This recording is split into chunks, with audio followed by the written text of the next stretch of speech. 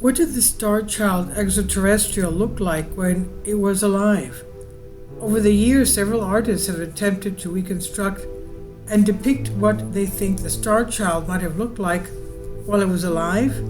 The animation shows the reconstructed process that forensic artist Bill Munn followed to create his interpretation of what the Starchild would have looked like. The Starchild project and all those associated with the Starchild skull make no guarantees as to the accuracy of these depictions. Some are more true to the shape and proportions of the skull than others, but as there is evidence that the bones, muscle structure, and soft tissues of the skull differ substantially from human models, no definitive judgment can be made. The Starchild, the skull, and the rest of the skeleton was discovered in 1930 in the Cooper Canyon area of Mexico by a teenage Mexican-American woman and had been laying there for about 900 years.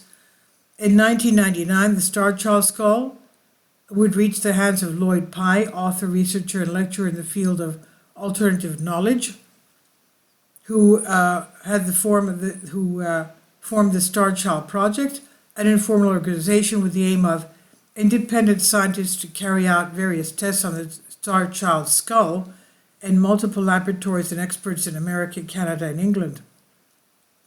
The results revealed by the research team ruled out all known natural distortions and presented the scientific community with genetics never before seen on Earth.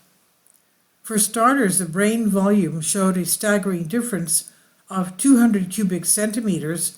The average volume of a human brain is 1,400 cubic centimeters. The volume of the human skull is 1,200 centimeters, typical for a small human.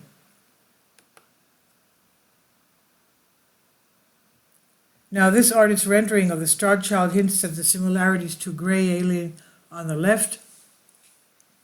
In contrast, the volume of the Starchild is 1,600 cc, which is 200 cc above the average adult human volume, even accounting for the extreme shallowness of the eye sockets, the missing frontal sinuses, and the swelling of the parietal bones. The difference of a third more than normal human brain volume could not be explained.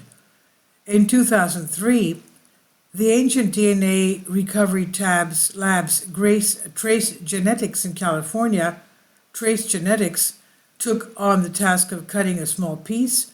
Biochemical composition of the bone showed that phosphorus is low, while carbon and oxygen are elevated.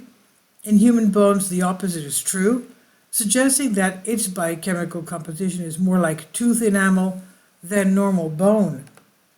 Also, all examples of the congenital malformation show some degree of premature sealing of the cranial sutures. As a CT scan showed, the same is not true of the Starchild.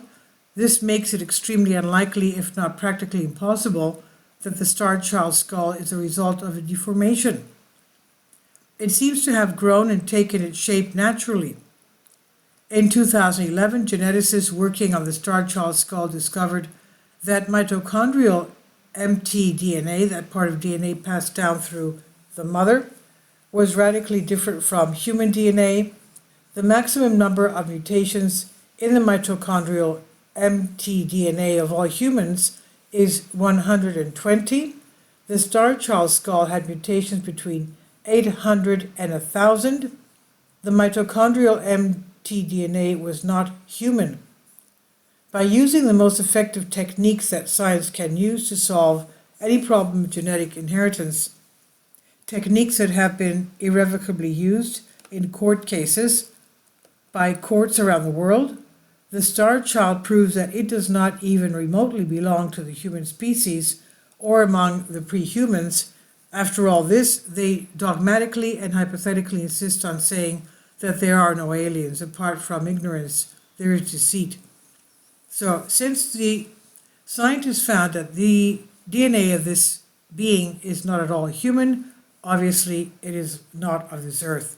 Please leave your comments and thank you for your support.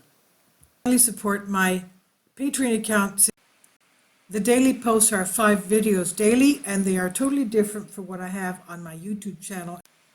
Thank you so much for your support and that you find all my content so interesting. You'll find the Patreon account details in the description box below.